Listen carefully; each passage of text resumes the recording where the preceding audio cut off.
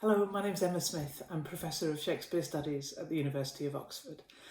I'm so pleased to introduce All's Well That Ends Well. It's a play I have thought about lots, don't completely feel I've got to grips with, but feel is a really kind of fascinating take on some of the themes you will already have encountered among Shakespeare's plays.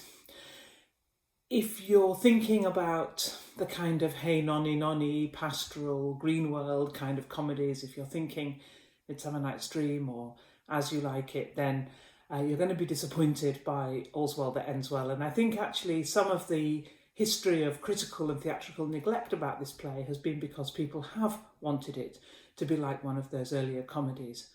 For me, I don't think All's Well fails to be like that. I think it's exploring something different. This is a period in Shakespeare's career, around 1603-4, where he writes a cluster of plays that are knotty, real world, that have few illusions actually about the fit between real human passions and human behaviours and the kind of fairy tale happy ever after structures that we have inherited. And All's Well That Ends Well, from its title onwards, I think indicates that it is going to interrogate our complacency about that. Is all's well that ends well? Does it all come out in the wash? Does it matter not at all what's happened during the course of the play if it ends up well or like a comedy? Does that make it a comedy? By calling the play All's Well That Ends Well, Shakespeare knows that. He's teasing us with that, and he wants us to ask, I think he wants to push how far comedy can go, how far we will go along with the standard trope. And let me say a bit how I think it's the standard trope. So comedies do work with the central female character pursuing her own partner, pursuing her own love life.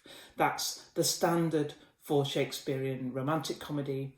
And the important thing about that kind of plot structure is that we are on side. We want the woman to get the man, even though actually, to be fair, quite a lot of the men that Shakespeare's strong heroines go for seem perhaps a little bit weaker or younger than them, but we still want them, we still want it to happen. That's not really true about All's Well That Ends Well. And in some ways, readers and theatre makers encountering this play fall into two camps. Those who can't stand Helena and those who can't stand Bertram. Maybe there are three camps, maybe there are some who can't stand either of them. And they may think, yeah, actually they make a good match. Shame to spoil two houses, as my grandmother used to say. So Helena pursues her love object, Bertram, despite his strongly expressed disinclination to that. He is not interested, and she is, and she goes out to get him. So the normal resourcefulness that we have admired in Rosalind or in Viola in Twelfth Night here is pushed to an extreme, which I think makes us think again. Can we admire Helena's resilience and, as I say, resourcefulness when it is in pursuit of something which another human being has said they do not want? It's a different take on the questions of consent with which Shakespeare was grappling, I think probably pretty recently in his writing career, in Measure for Measure. But here, in All's Well, in a way which is still, I think, challenging for us, the issues of consent are all on the male side. Does the man consent? And Bertram doesn't.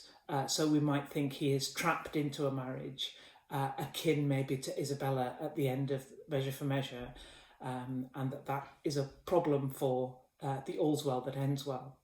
On the other hand, we may feel that Bertram is an insufferable snob. His main objection to Helena, or his main articulated objection to Helena, is that her father, she's not born she's born of common or ordinary kind of stock. His mother is a countess. This is not what he has in mind. And nevertheless, his own behaviour doesn't really suggest that his status position, his social position, brings gentleness. The idea that the gentleman was gentlemanly doesn't seem to have, that memo doesn't seem to have got to Bertram. So we may feel a kind of happiness or a kind of satisfaction, maybe, that Bertram is caught, and he's caught by his own lust. He's caught in the bed trick, in which one woman is substituted for another. So the main thing I think to think about in All's Well is the challenge it gives us to what our ideas of comedy are, what we think is a happy ending, and what kind of characters we are able to acknowledge within a romantic comedy. Is this as far as romantic comedy can go? There's loads of other things I could talk about. The Countess, wonderful part in recent years for an older woman actor. Judi Dench did a brilliant turn at this quite recently, but there's a long line of very distinguished dowager actors, female actors playing this role. Parole's a kind of a comedy, a verbal comedy, which I and certain other scholars think might be attributable to Thomas Middleton as a later adapter of a Shakespearean original. So, All's Well That Ends Well, plenty to get your teeth into and plenty to debate. It's a play which deserves its title of problem play because it sets us a problem which is really satisfying and nevertheless irresolvable. Enjoy it.